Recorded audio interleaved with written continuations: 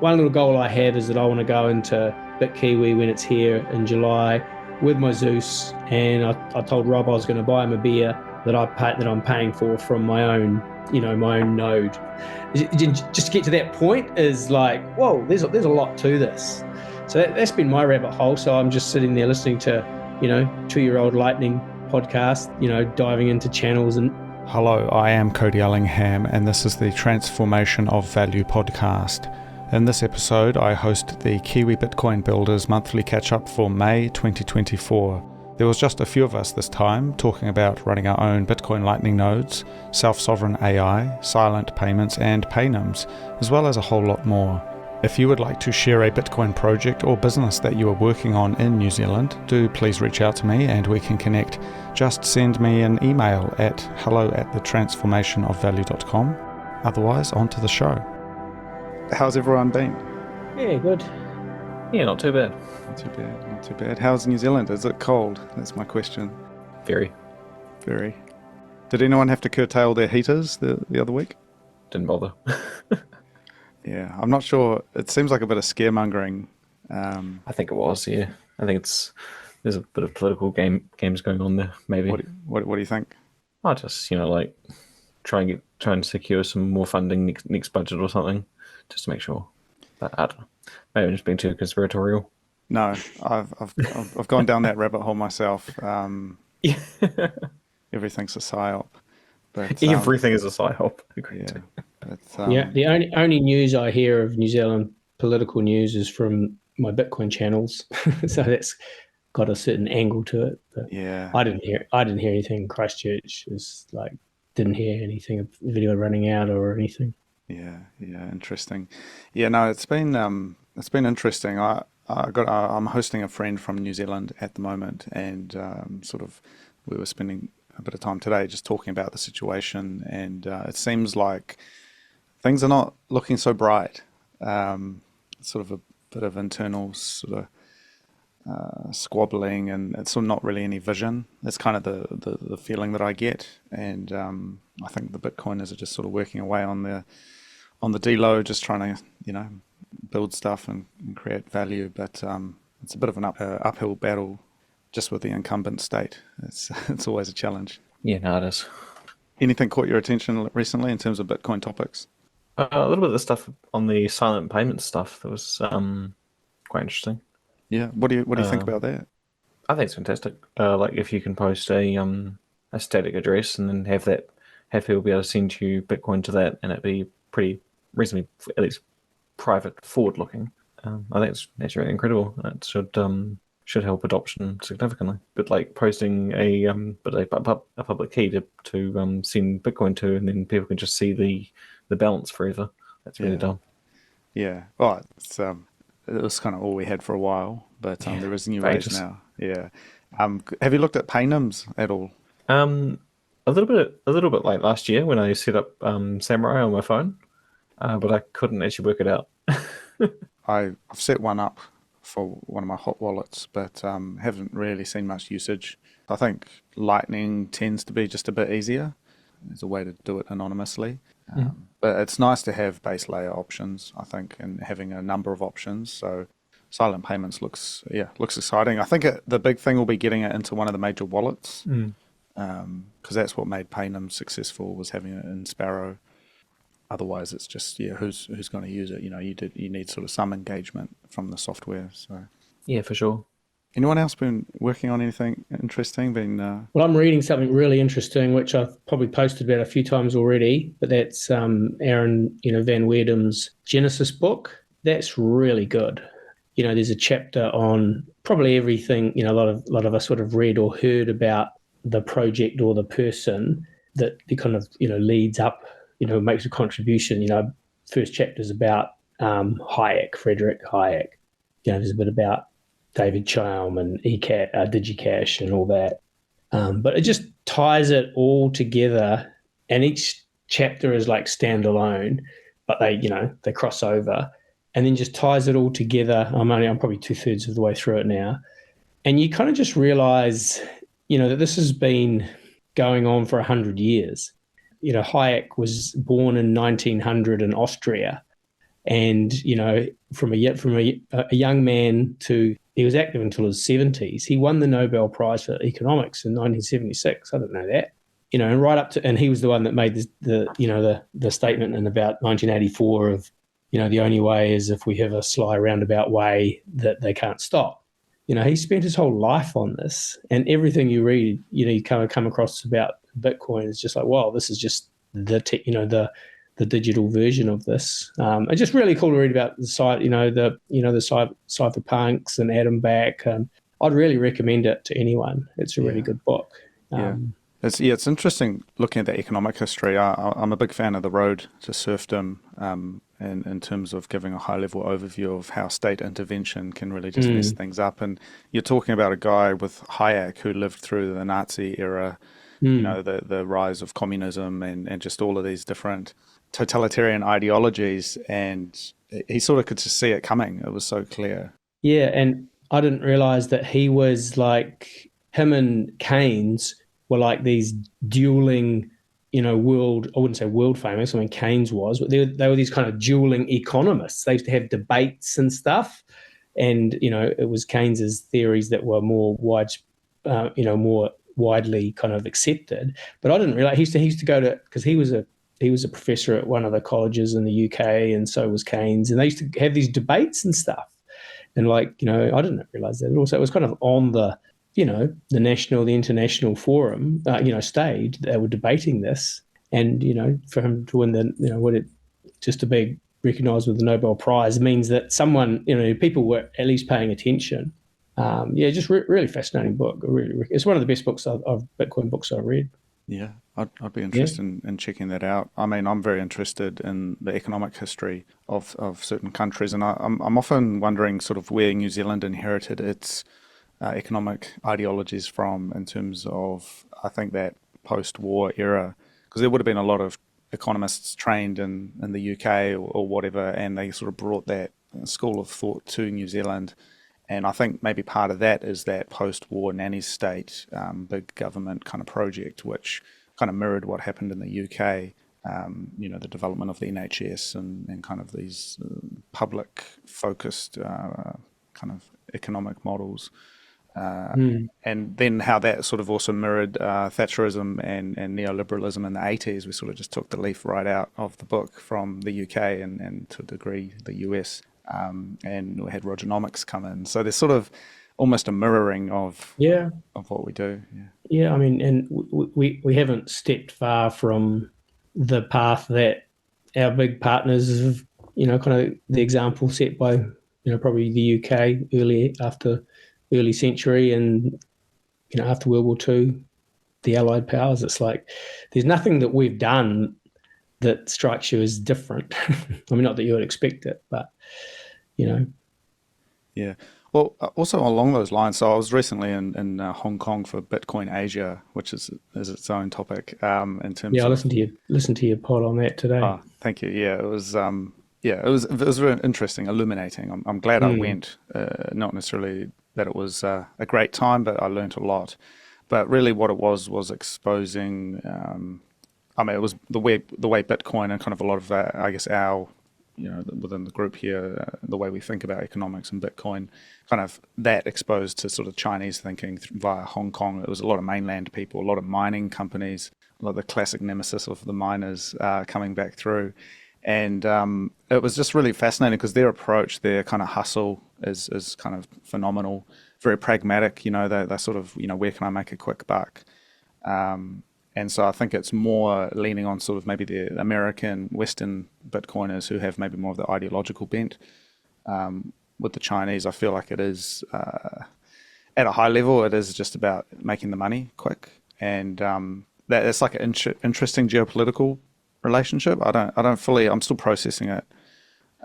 They don't seem to get it in terms of the uncensorable aspects of it, though. Like that doesn't compute. It doesn't matter. And you had these guys from the Hong Kong ETF and these like bankers and stuff, and it was all compliance all day long, and it was just another token to kind of pump their bags and to get rich if they can. So I don't know. I found that interesting as we maybe enter into sort of the Asian century and sort of the role of China and that and sort of the global economy. Yeah, sorry, that's a bit open-ended, but it was interesting at least. It was funny. I listened to your podcast, and then I was listening to a 2-year-old podcast today on Bitcoin Explained, which at that time was sponsored by Bitcoin Magazine, and up pops ads from Bitcoin Magazine for yield products, in 21 or probably 22 or something or other. So you kind of, I mean, Bitcoin Magazine's, was it their motives or their priorities? There's questions out there. Yeah, I mean, the other thing that's been interesting to me, maybe you guys have some insight on this, but talk about yield or just, I guess, traditional stuff. I mean, I feel a bit allergic to it, it's just I'm not interested, but there is a game that people play, and it is out there, and it's there for a reason. There's leveraged trades and there's yield products and things, and I mean, I try and keep it simple, and I just don't even go there, but it is a game that people play, and I've just sort of turned my back on that whole idea, but it seems like that still has a lot of inertia. And I guess, how many times do people get wrecked before they learn? I don't know. Does it just keep happening? Is it forever just going to be accompanying, Bitcoin? People trying to find arbitrage and just kind of opportunities at the edges? No, I know what you're saying, and I kind of think that, in the last, I don't know, maybe 6 months or maybe a bit longer, now that people think that the bull market started, the whole conversation is changing around. It's not about just building and Bitcoin; it's about other stuff as well now. Just you can just see the cycle playing out in that way, which is just like last time, just different things. And then in a year's time, there'll be stuff blowing up, or going to the moon and then blowing up. In a sense, it's quite predictable. You just don't know what shape it's going to take, and who the players are going to be. But it's kind of, it seems quite inevitable. And I just noticed that. You just notice that with the ads that are appearing on people's podcasts, the guests they have. It's very much a bull kind of an opportunistic kind of time. You feel. So you're feeling, would we have consensus in this group that we're in a bull market? No, I think so. Yeah, interesting. I mean, maybe early days of a bull market. I mean, there's definitely not euphoria. It's not even in the mainstream or anything yet either. So I think, I mean, who knows? Give it another couple of months, see what happens. Early stages, but anything can happen. But what's happening in Japan? The yen is dying a slow death. There's a Bitcoin conference coming up in September here, which looks like it's going to be pretty good. And then there's one around the same time happening in Thailand. Not on the same dates, but both of them are in September. So I'm hoping those two are sort of very Bitcoin only, and so that should kind of make up for the fiasco, which was Bitcoin Asia. Which, as I discussed in that podcast, it really was a bit of a shambles. And I think they just thought they could get away with it because there weren't that many American kind of Western people going. It was like 90% Chinese. So I think they're going to go do Nashville next and try and pretend like they're OG and they're into privacy and freedom technology. But it's kind of like, the cat's out of the bag. And just, given what's happened with Samurai and just sort of recent political regulatory maneuvering, I'm thinking, man, I'm glad the silent payment stuff has come out, and I think I'd like to see more of that kind of focus. But in terms of Japan, there's not really that much. Again, developed nation, not a very stable economy, currency, but sort of just a slow decline. Yeah, I mean, it's funny because it's always been a hub. There's always been something going on in Japan related to Bitcoin. I watched that, BTC Pay Server documentary yesterday, and I mean, I was aware that Nicholas lives in Japan and that, but there's always something coming out of Japan. It's a bit of an interesting spot. So I met with Nicholas, and I talked to him about BTC Pay Server, and I think what it is it is an attractive place to live, and it's a very safe place to live, and so it's sort of it's not the easiest place to get visas and things like that. I think Thailand also is kind of popular, but I think for longer term living, Japan sort of is, you can kind of integrate and become an expat here a little bit easier. So I think it has that appeal, and I guess just politically, economically, even though it is a slow decline, it is nice So yeah, there's definitely a few projects. Mempool.space is also based out of here. Yeah. And hopefully I can catch up with them again soon. But they did a meetup recently with Dylan Leclerc because he's just started doing work with Metaplanet, who are pulling the Michael Saylor strategy with their company. So that's a Japan Stock Exchange listed company that is pulling the MicroStrategy playbook, and their stocks have been going through the roof. And so someone said to me, "Oh, Cody, can you get in on that?" But I can't really be bothered. But yeah, that's interesting. You got Bitcoin, you already are. Yeah, well, it's like, well, do I really want to mess around with these products? I can just buy the underlying asset. You know what it's like. Yeah. But yeah, that's an interesting play because that's actually it was like a Japanese company that was doing something totally unrelated, and then it got brought out by this group of foreigners. So it's sort of, I'm not sure of the true configuration. I would like to know more, but it seems like an interesting play for Japan, and maybe it's the first of many potentially. Yeah, well, I mean, someone in Japan has to execute a plan B at some point, don't they? Whether it's companies or the nation, because they've got the worst not demographic, they've got the worst numbers of any country. Stuff. My wife's Japanese, as you know, and stuff that her family's seen and are going through is, it's not normal economic behaviour. Oh, really? Is there anything in particular that sort of stands out? Well, cost of energy. Just their situation was related to, a business that relied really heavily on electricity that spiked like 40%. But that's just one example. But just things like that. She comes from a rural place, on the Kansai area, but and I was there a while back.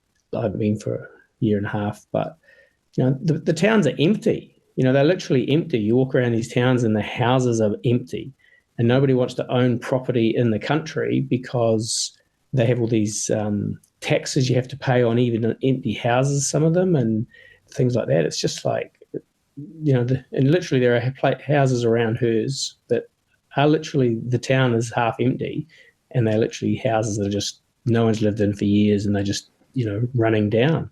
Yeah. And it's just shocking to see. And this is Japan, the economic miracle from the 80s. So somewhere someone has to organize, have a plan B, because they can't default, devalue the currency. Well, they can, but they'll pay for it in other ways. Yeah, well, I've often thought about this. That there's a lot more social cohesion here than there is in New Zealand, and I think that definitely stands out. And as Conrad told me, there's a lot of ruin in a nation, and I think Japan, honestly, if I do an apples to apples, I mean, Japan's in a much better position than New Zealand, just culturally, because people will just work harder until it's impossible, and they've lived through wars and earthquakes and things. Whereas New Zealand, I think, it hasn't got the hardwood underneath. It's just sort of it only takes a bit of a heavy rain to turn the country off, with the floods and things. So some people live through earthquakes. Yeah, it's good. Yeah, it's a good point. But I mean, the resilience of the country and the infrastructure, the depth of capital here is, in a sense, because people say Japan, it's like a construction company with a government attached, and you see just tunnels and trains and highways everywhere, and it means the country is connected in a way that I think New Zealand really lacks, and that's the I word, infrastructure. That I don't know. I think, man, if we can't get State Highway 1 right, how can we expect to have energy abundance? That's pessimistic, but I think that's not something that policy can fix. And this is where my free market mind comes in. Where's the capital come from to actually build this in the private sector? New Zealand's not it doesn't have a particularly deep capital market for investing in projects. But even something like a toll road, because there's like toll roads everywhere in Japan. And they just, that's how they fund it, and I think there's one somewhere between Tauranga and somewhere else, but yeah, there's about There's about two or three I can think of, but yeah, they're really rare and everyone hates them. Yeah, but it's like, well, okay, then you're going to pay for it through your taxes. um, Yeah, yeah. so Or you're going to have a shitty road. Yeah. yeah. So and I mean, just the productivity hit of that. I mean, Conrad, that'd be an interesting study. Like, what is the productivity hit of shitty roads in New Zealand? Because your trucks are going to get delayed. You're going to have vehicle repairs, all these things, right? Yeah, for sure. The Broadcom honestly probably did something on that. Like, if you look back in their archives, they've Yeah. got so many reports. Oh, Productivity Commission. Yeah, the now defunct commission. Oh, is They've it probably gone? got something. Yeah, they shut it down like last month or month before. Is that part of the government reform sort of restructures and stuff? Or Yeah, yeah. The cited reason was that it had become too political. interesting. Well, I mean, that's the other big topic for New Zealand is just the massive cuts to the public sector. I mean, I don't know. Have you guys just felt what that means on the ground? Like, I guess it's hitting Wellington hardest, but I mean, if you look at the numbers, it's not actually that big. oh, really? It's like I think it feels a lot bigger than it is, and that might be because Wellington's kind of becoming a bit of a shithole with a lot of construction going on and kind of other businesses shutting down, just because it's too expensive to run a business in New Zealand now.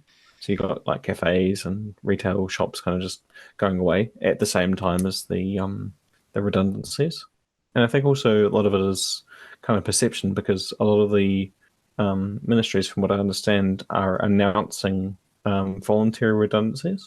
And when they do that, it's kind of they tell you they're doing it, but they don't tell you how many people are being made redundant. So everyone feels like they are. That must have a chilling effect Shit, yeah. because, like, if you don't know if you're on the block or not to get chops, like you just what are you going to do to just make sure that you're okay, and the incentives that come with that, people trying to like put themselves in positions where they can't be fired, and that interesting. It must be hard, man. Yeah, It's a really scary situation. public sector. For some Yeah, people. I don't envy it.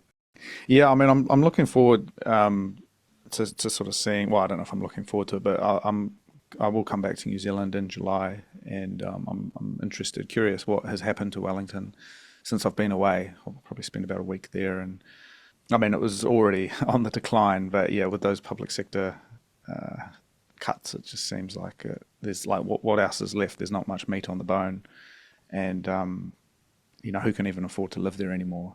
And I mean, the same could be said for Auckland, but we'll see. We'll see. Yeah, we'll see. I think there's a lot of unwinding being going on in the construction sector as well.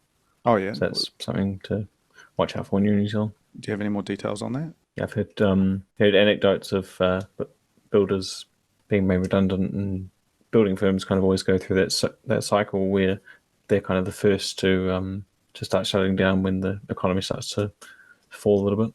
Do you think that's like a signal, like a sort of early warning? Yeah, I think so. It seems to be. Are you talking about like residential builders or commercial? It seems to be. Well, it's just builders, like, because I understand the residential building market is a lot bigger in New Zealand than commercial building. We don't tend to build commercial buildings much. Yeah. I mean, would you guys say though you're feeling it's a recession, like just the vibe? I pay so little attention that I wouldn't know.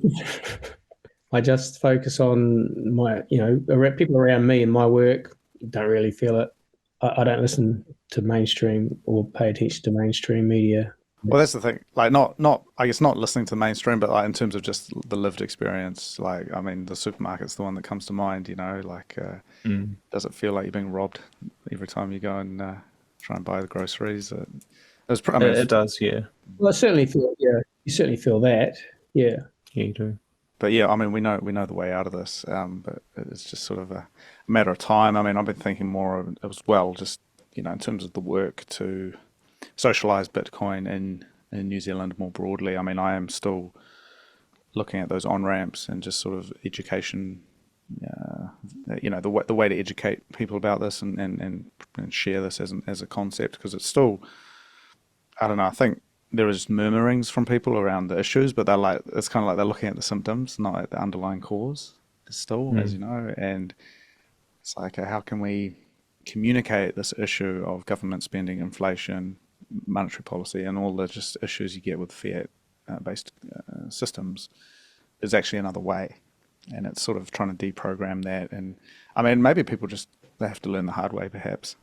I'm just sitting here trying to think of anything I can add in, talk about as such. I mean, there's certainly a general background feeling, unsubstantiated because I haven't got any facts to put to it. But when we're so being a rural vet, revolve around dairy farms and stuff, and so we've been through ups and downs because so much of our work depends on what the dairy payout's doing, and that's not well together with on-farm costs only increasing. It's not a very rosy outlook at the moment. Do you know what the latest milk auction was like, Adrian? Oh, no, I'm not sure. Again, I was following it there for a while, but I haven't heard anything recently, Cody. No, that's all right. I don't know, man. Like, what even is the future of dairy in New Zealand? It seems pretty challenging. Yeah, but it'll be interesting to see. I mean, certainly the marginal ground is we're losing dairy farms every year at the moment. The council requirements around upgrading effluent treatment systems and stuff are meaning that a lot of little farms are going out of dairy and either dry stock or getting bought up by the neighbours because the economics of spending whatever it costs to upgrade the effluent system is not worth it. Yeah. Red tape, regulation getting in the way again. Seems to be a common story. Yeah.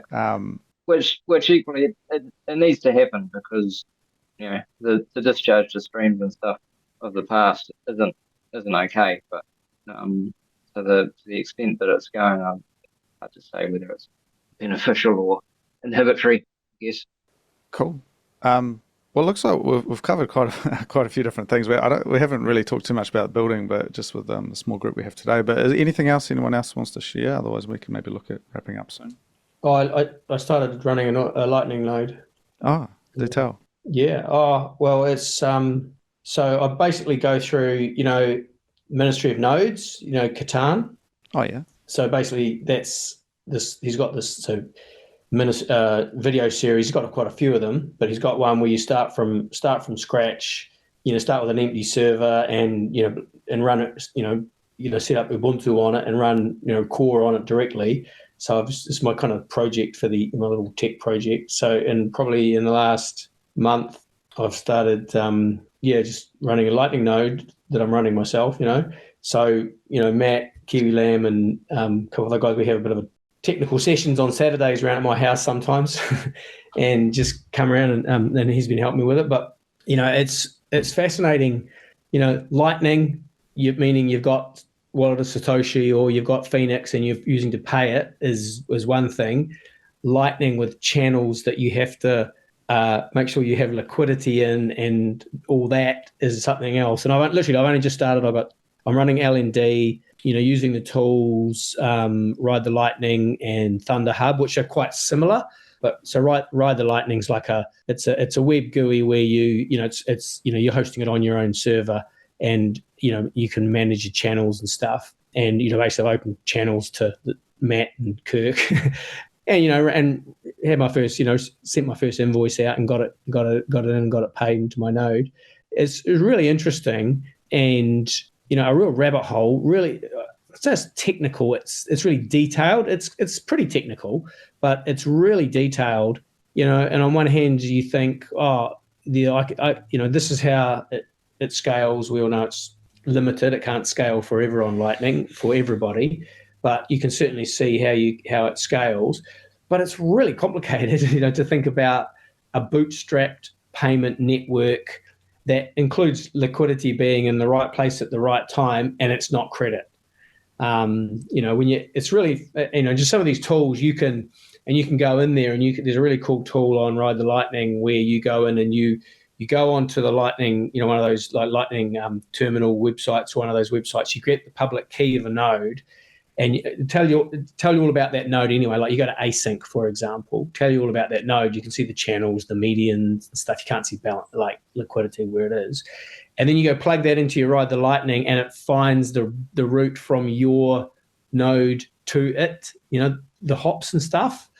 Yeah, it's really interesting. And the thing you got to do is you got to be, you got to secure you got to be careful because it's easy to lose money, just through things like, not having a backup or, because your keys are live and like nobody wants to not talk to you, but like you ask people for Lightning channels, and people will say, oh, a million sats or something, and you've got to have like maybe half a dozen million sat channels to well-connected nodes. And I don't really want to route, but, one little goal I have is that I want to go into BitKiwi when it's here in July with my Zeus. And I told Rob I was going to buy him a beer that I'm paying for from my own, my own node.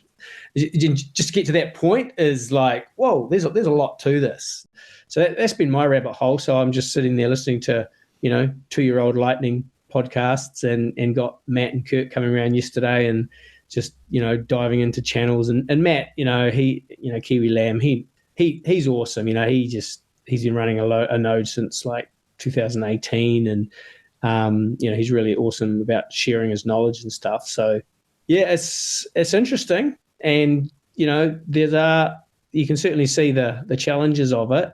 But, when you're bootstrapping a peer-to-peer payments network that doesn't use any credit, it takes a lot of individuals. So that's my little kind of rabbit hole at the moment. I'm enjoying it. Yeah, that's awesome. I went to an event recently that was a Lightning workshop, and we ran through the stack that was using Umbrel, and it was interesting because the guy who did the demo, he had like a pretty huge established channel. Yeah, and it's actually like quite valuable because a lot of places, they won't connect unless you've got like a good reputation and you've been around for a while. And so, I mean, have you found it's like your invoices are going through okay? You said you had done one. I really have only done one. Yeah. And that was basically a test one to Matt. And yeah, it went through. Yeah. But that was one channel, one hop. So I'm going to try a payment next time. I'm going to send myself an invoice from, my wallet of Satoshi, because I can find a path there, and just going to start playing with it. So yeah, I mean, like, and I'm running Zeus, and Zeus is basically like a remote controller for your Lightning node. That was really easy to connect, and you just got to kind of step by step. But I've got to go and sort of my backups, sort all that out first, because before you know it, you'll have a couple million sats on these things. Because and then if you haven't got it backed up and then something happens to your node, you're not going to get you can get them back, I guess, if you go on chain. But there's lots of steps to it. Yeah, the backup thing was something that was really important. This workshop stressed is that you just Yeah. You obviously have the keys as backup. You need to keep a copy of the state, otherwise you risk broadcasting and getting punished and losing everything. Yeah, that's the one. That's the one I haven't done yet. I've got the key backup, and then you learn that the key for an LND node, it's not bit39. It's and whatever they call it. It's another format. So, just all these things. But Conrad, I remember sitting on a train with you after a BitKiwi one time. We're saying we should open a channel. Well, I can do that now because I've finally got it done. Nice, man. Yeah, Lightning's cool. I mean, it is a miracle in a sense, like just the way it works. Final settlement. Yeah. People hate on it, but I think it's a profound piece of tech, and the stuff that you can build off that. Yeah. I've been looking a lot more at these eCash and Fedimint, options, and just sort of how Lightning sort of is the glue between these different things. Yeah, and I'm just trying to think how that's all going to. Wait, nobody knows how it's going to play out, but I'm trying to think of a skill that. Okay, here's one for you guys. So, what's a skill that is kind of in and around Bitcoin right now that doesn't really exist maybe in Bitcoin, that in 10 years' time is going to be a really valuable, marketable skill? I don't know. I mean, it's kind of like, who do you get to set up your corporate node? Well, I mean, that's something I'm thinking about, but I don't know if you guys are sports fans, but the great Wayne Gretzky quote: "You skate to where the puck's going to be, not where it is now." Yeah. I'm trying to find a bit of ice that's wide open. Because you sit there and you play around with these nodes and you realize, and you look at the network, it's so new and nascent, and you think, fuck, okay, if Bitcoin's the base layer and this is the kind of communication layer between economic nodes, someone's going to have to learn how to run all this. And I was listening to one of the things that Lisa from Base 58 was saying is, again, a slightly older podcast, but she said they had this Lightning Dev course and there were 6 people on it. They had 6 people. That's probably the leading development, school for developers and probably in the world for Bitcoin, and they've got like 6 Bitcoin of Lightning devs going through. And I'm just going through all the docs and like Lightning, the LND, their lightning.engineering, their spec docs. And it's at the level I can understand it. I'm not a developer, but I can understand all the command line and understand what it's doing, going into config files, all that stuff.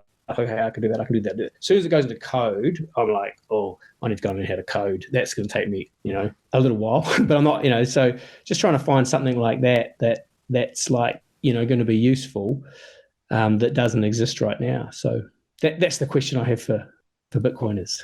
Well, speaking of code though, I'm definitely enjoying using ChatGPT to help me code things up, because you just sort of spec what you want and it will write it for you, and it's really good at doing it because it's probably, it's kind of its native language. And so I set up a small, I had a small LilyGo, which is like a kind of a smaller version of a Raspberry Pi with a screen on it, that I actually got it from Ben Ark at a conference, and I set it up with a Bitcoin ticker and a clock.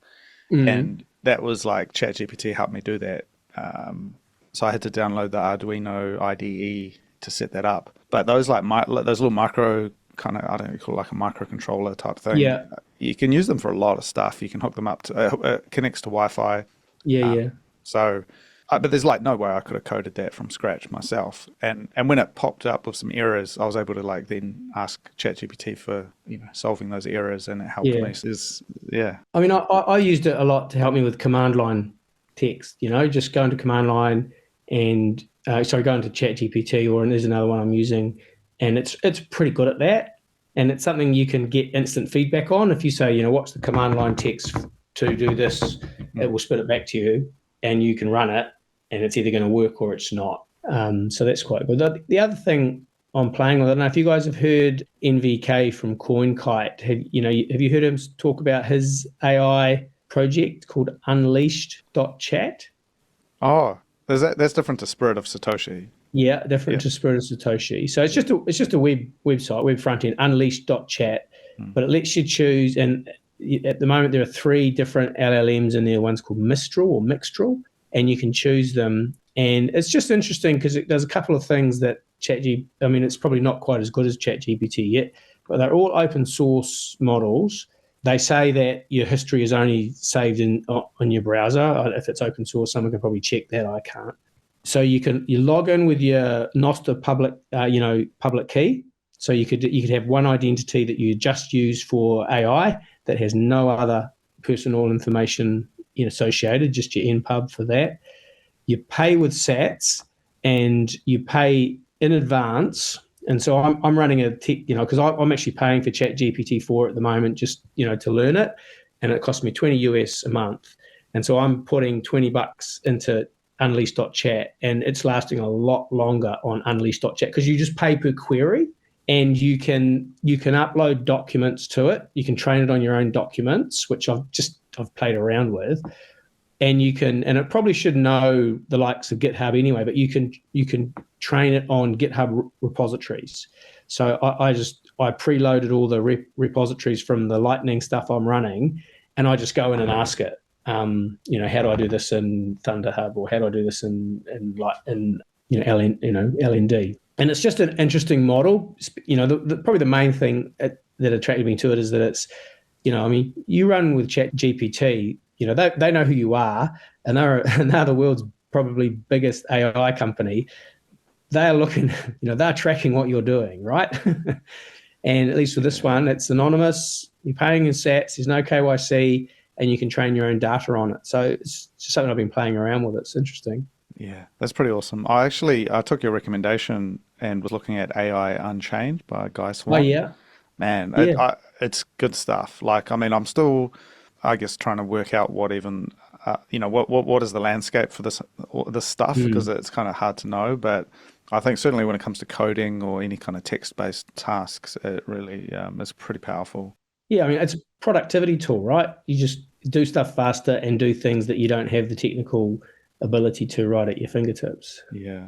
So I'm definitely keen to follow that story a bit more, and maybe longer term, I'd love to build a machine, like a proper unit, so I can start actually doing stuff locally. Yeah, well, I think that he's got a couple of videos on YouTube where he's played around and built some, basically like what you did, build some, desktop apps using AI to code them.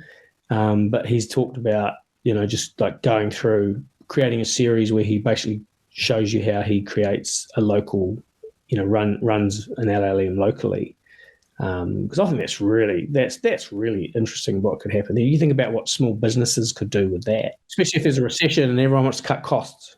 Yeah, well, it puts the onus back on, I guess, being goal driven, having questions that you need answered, and kind of more these leadership qualities. And it sort of does away with busy work Yeah, because you just say, well, look, this my objective, my directive is this thing that I want. Can you help me do it? And you kind of have to know what you want though to start with. So it's a yeah, different yeah. framework of thinking. And it's not it can't do everything without errors. You still need to have some kind of QA in the process. But like what you said with your coding, like with me with stuff, commands for my Lightning node, it's just I don't know how to find that. I don't know how to do that stuff. You find how to do it really quickly, and Yeah. so the learning curve it lets you go up is just much quicker. Yeah, I look forward to what it could mean in the future in terms of self-sovereign AI. Mm. I don't think I would like Sam Altman to have all of my stuff there. And I mean, it looks like that's the way they're trying to take things. So I think there will be a battleground there in terms of self-sovereign models, which generally are better. That's what Guy Swan seems to say. Once they open source it, they get way better. Yeah. So, yeah. Well, and I think they can become better at a certain niche because it's really expensive to train a model to do, to be the best at everything. And that's what just interests me about, like right now on that unleash.chat, the only thing you can do is like share GitHub repositories with it, but it can't be too far away from them being able to say, well, you can upload and you can put anything you want on GitHub, right? Just create an HTML website that with all the code on GitHub to host whatever content you want. All of a sudden, your AI can read it. But when it gets to the point that, I think about like a company I work with at the moment, just a booking system software company for the travel industry, for them to have all their knowledge base and all their customer service emails and replies in a local, LLM that they can, search themselves. That would help with, imagine how good that would be for training new staff, or you could have a bot on your website for your first kind of answers and stuff like that. I think, and you go to a business like that that's got about a dozen staff and say, look, imagine you do this, it's going to cost you this much a month, and maybe you don't need to hire, I don't know, one or two customer service people or something like that, or it makes your current staff more efficient. I'm kind of interested in ways that can help businesses like that. And like I say, especially if stuff does get tight economically, then businesses are still going to exist, and they'll all be looking for ways to save overhead. Yeah. Well, and I think, so just on that note, there will probably be more and more public acceptance of it as well. I think, especially customer service type stuff, eventually it just becomes normalized. Well, you see it anyway, where they'll have the chatbot on the website now, don't they? Or Yeah, yeah, interesting. it's just about what's behind it. Yeah, well, look, we got the brains in the chat to make this happen, and look, I think AI it does play a role. New Zealand's got pretty horrendous productivity, as you may know, and this, yeah, I mean, I've always thought unless you're innovating every day on your job, then your job's eventually going to go away. I think the days of just clocking in and clocking out are gone. That's a 20th century relic. You're either innovating or you're eating bugs. Unfortunately, who knows? I mean, it's. Things, I mean, and things will get tough. I have no doubt. So you're either building and innovating, or you become precarious. And I think that's already what's happening. You got these gig economies and people driving Ubers and all sorts of things because, yeah, the classic job just isn't a thing anymore. As Wellington is finding out. So, yeah, interesting future ahead, guys. But I am conscious of time, so I think we might wrap it up there if that's all right. Are you going to come down to BitKiwi? Oh, yeah. Christchurch? Yeah. I'll talk to you Oh, about it nice. some other time. We got some stuff. We got some stuff Oh, planned. awesome. Yeah. Well, this will be one that because all the Christchurch guys missed the last one because the flights got cancelled. Yeah, no, it's going to be good. I won't spill the beans just yet, but there's some big stuff's happening. So we'll. Okay, well, I know that BitKiwi has some kind of secret announcement. Yeah. Well, not secret, but special announcement. So yeah, it's going to be good. So yeah, you guys will all find out about it very shortly. So that's cool. That's cool. Yeah, well, this is a great one for us because it's in our home patch. Oh man, we love Christchurch. Cool. all good guys. But hey, I really appreciate you making the time on a Sunday night, guys, and for dialing in. And yeah, we'll wrap it up there. But thank you very much. Thanks, guys. Thanks, Good talking to you again. Thanks, guys. Sweet. All right. Thank Have you. a good week. See ya. Cheers, everybody. Cool. Thank you for listening. I do hope you enjoyed the show. I am Cody Ellingham, and that was the transformation of value. If you would like to get in touch, please send me an email at hello@thetransformationofvalue.com, and I will get back to you.